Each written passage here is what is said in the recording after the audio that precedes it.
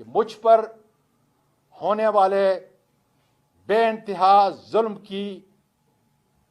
اعلیٰ عدالتی تحقیق کی جائے، اور توقع کرتا ہوں کہ میرے 2 مجرم میجر جنرل فیصل اور سیکٹر کمانڈر فہیم کو فوری طور پر ایک پاکستانی شہری، ایک پاکستانی سینئر پارلیمنٹرین کے ساتھ